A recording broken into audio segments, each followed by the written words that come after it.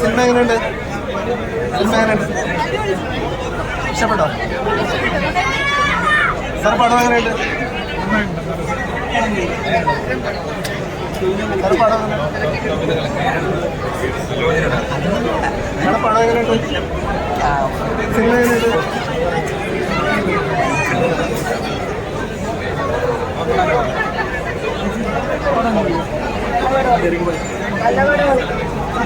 എങ്ങനെയുണ്ട് പടം?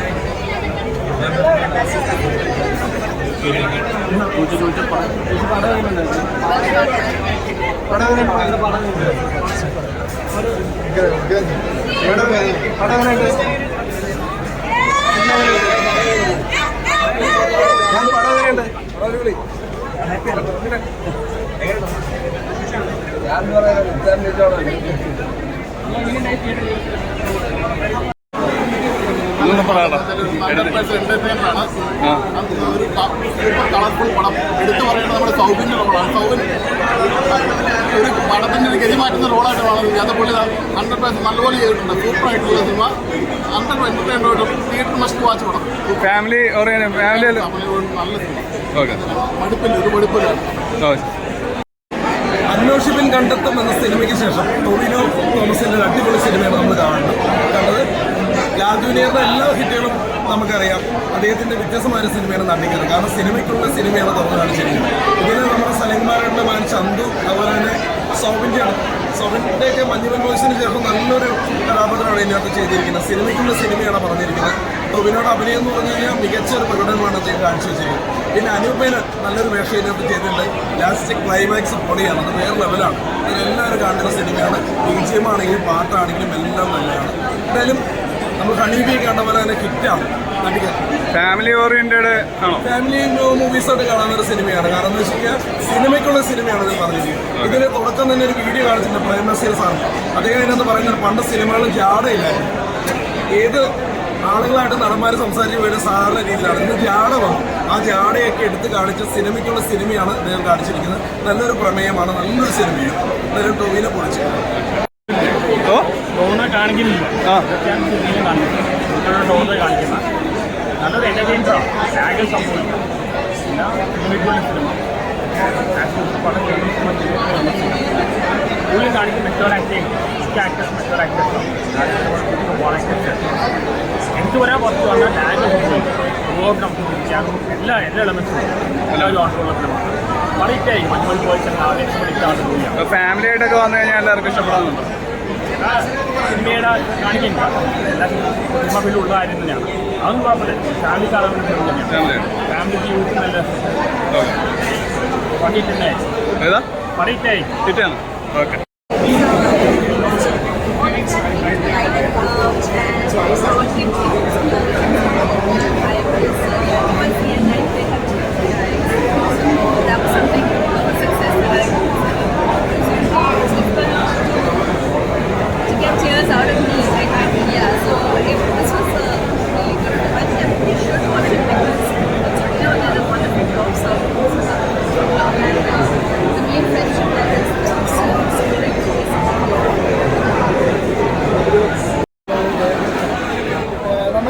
നല്ല അഭിനയമാണ്. ഒരു രണ്ടേ മൂവിയാണ്, 15 മൂവിയാണ്. ചെറിയ ലാഗ് ചെറിയൊരു പൈലോട്ട് ലാഗ് ഉണ്ട്. എന്നാലും ഫസ്റ്റ് ഹാഫ് സെക്കൻഡ് ഹാഫ് നന്നായിട്ടുണ്ട്.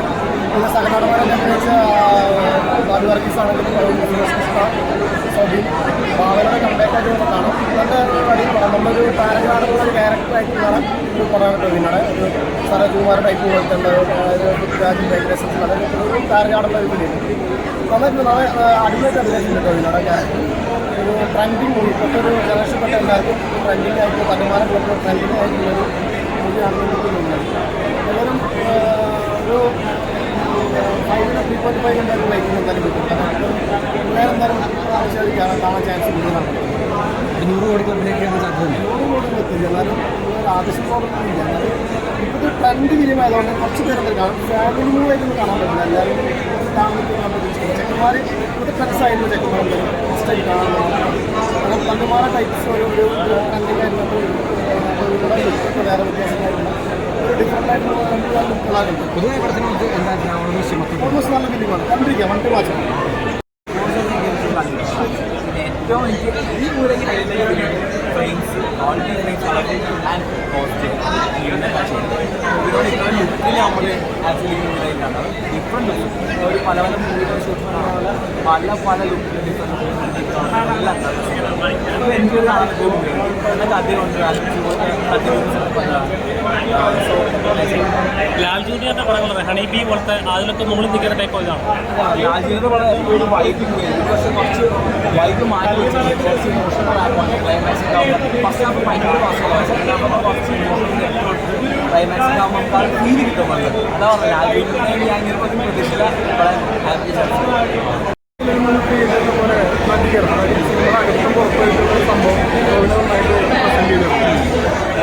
ടോവിനോയുടെ ആക്ടിങ്ങിലുപരി വേറെ ഏതെങ്കിലും പെർഫോമൻസ് സ്ട്രൈക്ക് ചെയ്ത്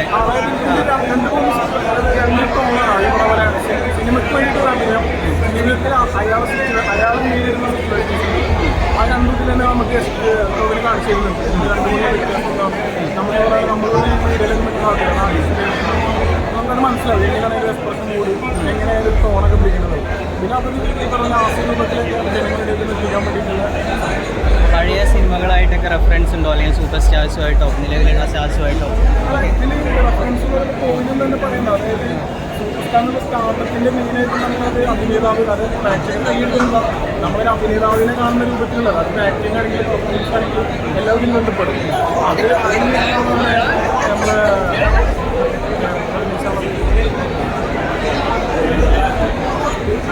ഓപ്പോസിറ്റ് ഇങ്ങനെ ക്യാരക്ടറാണ്. അപ്പം അങ്ങനെയുള്ള ആ ഒരു ഡിഫറൻറ്റിൽ വരുന്നുണ്ട് ക്യാരക്ടറിൻ്റെ വ്യത്യാസം. അവർ തന്നെ അത് പറയുന്നുണ്ട് എങ്ങനെയാണ് ഒരു ആക്ടർക്ക് വേണ്ടി സംഭവം എങ്ങനെയാണ് അഭിനയിക്കേണ്ടത്, റിയലായിട്ട് എങ്ങനെ അഭിനയിക്കേണ്ടത്, സിനിമയ്ക്ക് വേണ്ടിയിട്ട് എങ്ങനെയാണ് അഭിനയിക്കുന്നത്. സൗത്തിൻ്റെ ക്യാരക്ടർ ഇവർ രണ്ടാളൊക്കെ കാണിച്ചു. സൗത്തിൻ്റെയൊരു മറ്റേ അധ്യാപകനായിട്ടുള്ള ആക്ടിങ് അധ്യാപകനായിട്ടുള്ള അവരെന്നെ പറയുന്നുണ്ട് റിയലായിട്ട് എങ്ങനെ നന്നായിട്ടുണ്ട്. നല്ല വർക്കൗട്ടായി എനിക്ക് ഫീൽ ചെയ്തു. ശരിക്കും പറഞ്ഞാൽ ഓപ്പോസിറ്റ് ആയിട്ട് കാസ്റ്റ് ചെയ്തിട്ട് ആർട്ടിസ്റ്റ് ആയിട്ടുണ്ടെങ്കിൽ പെർഫോമൻസിൻ്റെ ബേസിലായിട്ട് അവർ ഫോമ നന്നായിട്ട് വർക്കായിട്ടുണ്ട്. നേരത്തിൽ ജഗതിയായിട്ടായിരുന്നു സൗബിനെ കമ്പയർ ചെയ്തിരുന്നത്. റെഫറൻസ് ഒക്കെ ഉണ്ട്. അതിന് ഞാൻ ഒത്തിരി രുചിക്കട്ടെ കാരണം അത് രണ്ട് എക്സ്ട്രീം ലെവലിലുള്ള ആർട്ടിസ്റ്റുകളാണ് അവരാണ്. അയാൾക്ക് അയാളതായിട്ടുള്ള അങ്ങനെ നമുക്കത് അങ്ങനെ ഫേസ് ചെയ്യേണ്ട ആവശ്യമില്ല. ആ സിനിമയുടെ തോന്നൽ രണ്ട് സ്റ്റോറിയെല്ലാം പറഞ്ഞു അടുത്ത ഹിറ്റിലേക്ക് പോകുന്നതാണ് തോന്നുന്നത്. ഹിറ്റ് എന്ന് പറയാൻ ഹിറ്റ് അടിക്കുക എന്നുള്ളത് നമ്മൾ 100 കോടി 200 കോടി നടക്കാൻ ഇഷ്ടപ്പെട്ട് കഴിഞ്ഞാൽ സംഭവങ്ങളൊക്കെ നടക്കും. അതോളം എന്തെങ്കിലും നമുക്ക് ഇറങ്ങിയിട്ടുള്ളൂ ആൾക്കാർ കണ്ടല്ല അങ്ങനെ പറയട്ടെ. അപ്പോഴാണ് ഹിറ്റ്. അല്ലാണ്ട് സിനിമ ഇറങ്ങി 200 കോടി 300 കോടി അങ്ങനെ സിനിമ എടുക്കണം. ജനങ്ങൾക്ക് ഇഷ്ടപ്പെടുന്ന രീതിയിലുള്ള എന്തെങ്കിലും സിനിമ വിജയം സ്റ്റാറാവുന്ന വലിയ മെഗാസ്റ്റാറുള്ള സൂപ്പർ സ്റ്റാർ പടങ്ങളെല്ലാം 150 ഇയറൊക്കെ അടിച്ച പടങ്ങൾ കണ്ടന്റ് ബേസിൽ നല്ലതാണെങ്കിൽ എനിക്ക് പറഞ്ഞു അതിൻ്റെ സ്റ്റാർട്ടും ഭാവനയും തിരിച്ചു വരികയാണ്. ഭാവനയ്ക്ക് അതിൻ്റെതായ ഡെപ്ത് ഒക്കെ ക്യാരക്ടറിനുണ്ട്. ക്യാരക്ടർ കുഴപ്പമില്ല, നന്നായിട്ട് ചെയ്തിട്ടുണ്ട്. കുഴപ്പമൊന്നുമില്ല. പിന്നെ ഇവരെ മുന്നേ കുറേ പടങ്ങളൊക്കെ ചെയ്തിട്ടുണ്ടല്ലോ. പടങ്ങൾ അവർ കമ്പനി വഴിപെടുത്താം. അവർ ഗ്യാങ്ങനെ ആകെ എങ്ങനെയാണ് ആകെ നമുക്ക് കണ്ടിരിക്കാം. ഇപ്പോൾ നമ്മുടെ സിനിമയുടെ ഉള്ളിൽ വരുന്ന കുറേ സംഭവങ്ങൾ ചിലപ്പോൾ സാധാരണ നോർമൽ പ്രേക്ഷകർ കണ്ടിട്ടില്ല. അത് സംഭവിക്കുന്നതാണ്. അത് സിനിമയുടെ ഏറ്റവും ലെവലുള്ള ബുദ്ധിമുട്ടും കാര്യങ്ങളൊക്കെ എത്രത്തോളം അതിൽ കണ്ടിലും ആക്റ്റീവ് പെർഫോമൻസിന് വ്യത്യാസമുണ്ട്. അതിൻ്റെ ഇതിൻ്റെ ക്യാരക്ടർക്ക് വരുമ്പോൾ സാധാരണ നോർമലാണ് വ്യത്യാസം സിനിമയിൽ കാണിക്കുന്നത്. അത് വളരെ നന്നായിട്ട്. അപ്പോൾ ടൊവിനോൻ്റെ ഒരു കരിയർ സിനിമയാണ്. എല്ലാവരും തിയേറ്ററിൽ കാണേണ്ട യൂട്യൂബിൽ ധൈര്യമായിട്ട് ടിക്കറ്റ് കാണാൻ പറ്റുന്ന ഒരു ചെറിയ സിനിമയാണ്. സിനിമയ്ക്കുള്ളിൽ സിനിമ കഥ പറഞ്ഞു പോകുന്ന സിനിമയാണ്. ഒടിയനാട് പാടമാണെങ്കിലും ഹണീബി ആണെങ്കിലും സിനിമയ്ക്കുള്ളിൽ സിനിമ കഥ പറഞ്ഞു പോയ സിനിമയാണ്. പച്ചക്കുതിരി ആണെങ്കിലും അപ്പോൾ സിനിമക്കാരുടെ വേദനയും കഷ്ടപ്പെടും മനസ്സിലാക്കുന്ന ഒരു കുടുംബ പരിസരം ധൈര്യമായിട്ട് ടിക്കറ്റ് കാണാൻ പറ്റുന്ന ഒരു ടൊവിനോ തോമസ് എന്ന നടൻ്റെ ഒരു അതിജീവനത്തിൻ്റെ ഒരു കഥ കൂടിയാണ്. കാരണം സൂപ്പർ സ്റ്റാർ ഡേവിഡ് പണിക്കർ എന്ന കഥാപാത്രം ഒരു വിഷ്വലൈസ് ചെയ്താണ് ചെയ്തിരിക്കുന്നത്. അപ്പോൾ ഓരോ നടനാകാൻ പോകുന്ന വ്യക്തികൾ ഇൻസ്പിറേഷൻ ആയിട്ട് കാണേണ്ട ഒരു ആക്ടിംഗ് ക്ലാസ് കൂടിയാണ് ഈ സിനിമ കാണുമ്പോൾ മനസ്സിലാക്കുന്നത്. അപ്പോൾ ടൊവിനോനെ ആരാധകർ ധൈര്യമായിട്ട് കാണേണ്ട സിനിമ. ടോവിനോയുടെ ഈ കഥാപാത്രം ഈ ഇപ്പോഴത്തെ മലയാള ഇൻഡസ്ട്രിയിൽ ആരെങ്കിലും ആയിട്ട് സാമ്യമായിട്ട് തോന്നും? സമയം അങ്ങനെ പറയാൻ പറ്റത്തില്ല. പല ഫ്രണ്ട്ലി സൂപ്പർ സ്റ്റാറുകളെ പോലെ തോന്നാം, പേരെടുത്ത് പറയാൻ പാടില്ല, പറ്റില്ല. ഫാമിലി ഓറിയന്റഡ് ഫാമിലി ആയിട്ട് വന്നു കഴിഞ്ഞാൽ എൻഗേജിങ് ആയിരിക്കും. അതെ, ഫാമിലി എന്ന് പറയുന്നത് എല്ലാവിധ ലൈഫും ഫാമിലി ആയിട്ട് കണക്ട് ആകുമ്പോൾ കാണാൻ പറ്റുമല്ലോ. അതല്ല ഞാൻ പറഞ്ഞ ഫാമിലി ഓഡിയൻസ്, അതായത് ഒരു ഫാമിലി ആയിട്ടുള്ള പിള്ളേരും പിള്ളേര് ഒന്നും അറിയാൻ പറ്റില്ല. ഒരു 18 വയസ്സ് കഴിഞ്ഞവർക്ക് പേരോട് കാണാൻ പറ്റും സിനിമ. എൻഗേജിങ് ആയിരിക്കും, ബോറിംഗ് ഒന്നുമില്ല. കൊണ്ടുവന്നാലും ചിലർക്ക് ചില സീക്വൻസ് കാണാൻ ഇഷ്ടപ്പെടുമല്ലോ. ഇപ്പം സിനിമയ്ക്കുള്ള സിനിമ പലവിധ ജീവിതങ്ങളും ഉണ്ടാവും. ഓക്കെ, കാരണം എനിക്ക് പേഴ്സണലി വിചാരിച്ച അത്ര എക്സ്പീരിയൻസ് കിട്ടിയില്ല. അത് തല്ലുമാല വൈബാണ് ഞാൻ പ്രതീക്ഷിച്ചത്. പക്ഷേ അത്രയും ഒരു എൻ്റർടൈൻമെൻ്റ് ആയിട്ട് തോന്നിയില്ല. ഒരു എങ്ങനെയോ തുടങ്ങി അതുപോലെ തന്നെ അവസാനിക്കുന്നത് 14 സിനിമയാണ്. ഒരു ആവറേജ് എൻ്റെ ടോവിനോ ഫാൻസ് ഒക്കെ അവർക്ക് ഇഷ്ടപ്പെടും. ഫാൻസിന് ഓക്കെ, ടോവിനോയുടെ പെർഫോമൻസ് അടിപൊളിയായിരുന്നു. പുള്ളിയുടെ കോസ്റ്റ്യൂമും കാര്യങ്ങളും മ്യൂസിക്കും പടത്തിൻ്റെ അതൊക്കെ അടിപൊളിയായിരുന്നു. ടോവിനോ സൗകര്യമായിട്ടുള്ള കോമ്പോസിഷൻസ് ഒക്കെ. പക്ഷേ പുള്ളി സ്ക്രിപ്റ്റാണ് സിനിമ മുന്നോട്ട് കളിക്കുന്നത്. അത് സെക്കൻഡ് ഹാഫിലൊക്കെ കുറച്ച് ഡ്രാഗ് ആവുന്നുണ്ട്. ഇത് എൻഗേജിങ് മൊമെന്റ്സ് തരാൻ സിനിമ അവിടെ ഫീൽ ചെയ്യുന്ന തന്നെ പറയും. അതാണ് ഈ പടത്തിൻ്റെ മെയിൻ പ്രശ്നം. പടം ഭയങ്കര ഡൗൺ ആവുന്നില്ല. അതുകൊണ്ട് മോശം സിനിമ എന്ന് പറയാനില്ല, ഒരു ആവറേജ്. പൊതുവെ പറയുന്നത് നോർമൽ ഓഡിയൻസിന് കണക്ട് ആവാൻ ബുദ്ധിമുട്ടാണെന്നൊക്കെ പറയുന്നത്. പക്ഷേ ഇത് ശരിക്കും നോർമൽ ഓഡിയൻസായിട്ട് കണക്ട് ആവും. കാരണം പുള്ളിയുടെ ഇമോഷനിലൂടെയാണ് പുള്ളി ഓരോ സീനിലേക്ക് കൂടുമ്പോൾ പുള്ളിയുടെ അപ്പോഴത്തെ മാനസികാവസ്ഥ ആ സീനിലേക്ക് സ്വാധീനിക്കുന്നു. പിന്നെ അതുപോലെ തന്നെ സൂപ്പർ സ്റ്റാറിൻ്റെ കയ്യിൽ കിട്ടുമ്പോൾ അത് പരിപാലിക്കാതെ അത് നശിച്ച് നടക്കുന്ന ഒരുപാട് നടന്മാരുണ്ട്. നമ്മൾ ഒരുപാട് നടന്മാരുടെ ആരും പേരെടുത്ത് അവർ പറയുന്നതിലേക്ക് നമുക്ക് കണക്ട് ചെയ്യാൻ പറ്റുന്ന രീതിയിലാണ് അത് കാണിച്ചിരിക്കുന്നത്. അതുപോലെ തന്നെ സുരേഷ് കൃഷ്ണനും ബാലുവിൻ്റെയും അതിശക്തമായ സപ്പോർട്ടിങ്ങാണ് ലാസ്റ്റ് ഗംഭീരമായിട്ട് വന്നിട്ടുണ്ട്. പിന്നെ ഈ സിനിമയിൽ ഓരോ പഴയ നടന്മാരെ റെഫർ ചെയ്ത രീതി തുടങ്ങുന്ന നസീർ മുതൽ ഗോഡ് ഫാദറിലെ സീൻ മുതൽ ഒരുപാട് സീനുകളുടെ റെഫറൻസ് ഈ സിനിമയിൽ വന്നിട്ടുണ്ട്. സിനിമയ്ക്കുള്ളിലെ സിനിമ എന്ന രീതിയിൽ മലയാളത്തിൽ വന്ന ഏറ്റവും മികച്ച സിനിമയാണ് നടികർ.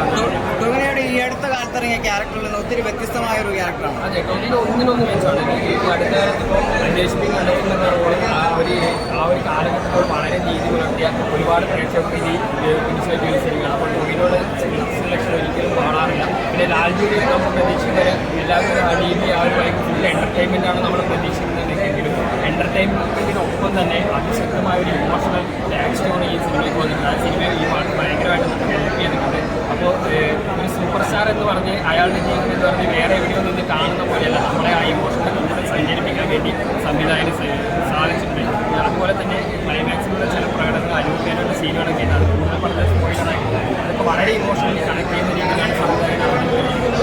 ഒരു മസ്റ്റ് വാച്ച് മൂവിയാണ്. ഏറ്റവും എടുത്തു പറയുന്നത് ക്രിസ്പ് ടൈമിംഗ് ആണ്. ഇൻ്റർവെൽ ആയാലും സിനിമ തീരുമെന്ന് നമ്മൾ അറിഞ്ഞില്ല. 2 മണിക്കൂർ 15 മിനിറ്റാണ്. പറയേണ്ട കാര്യം അത് ഗംഭീരമായിട്ട് അവതരിപ്പിച്ചു. ഫ്രെയിമുകളൊക്കെ ഗംഭീര കളർഫുള്ളാണ്. അത് ഇത്ര ഒരു ക്ലാരിറ്റിയിലുള്ള ആ സീനുകളും ആ കളർഫുൾനെസ്സും കാണുമ്പോൾ തന്നെ കണ്ണിന് ഭയങ്കര ഒരു ആനന്ദം തരുന്ന രീതിയിലാണ് ആ സിനിമ ഷൂട്ട് ചെയ്തിരിക്കുന്ന രീതി. ബാക്ക്ഗ്രൗണ്ട് മ്യൂസിക് വന്നിരിക്കുന്നത് അപ്പോൾ യൂത്തിനും ഫാമിലിക്കും ഇമോഷണൽ കഥകളും അടിച്ചുപൊളി കഥകളും എല്ലാം ഇഷ്ടപ്പെടുന്ന നല്ല കഥ ഇഷ്ടപ്പെടുന്ന എല്ലാവർക്കും കാണാൻ പറ്റുന്ന രീതിയിൽ നടികൾ വന്നിരിക്കുന്നു. കൂടുതൽ വീഡിയോസിനായി B4 Blaze ഫോളോ ചെയ്യൂ, സബ്സ്ക്രൈബ് ചെയ്യൂ.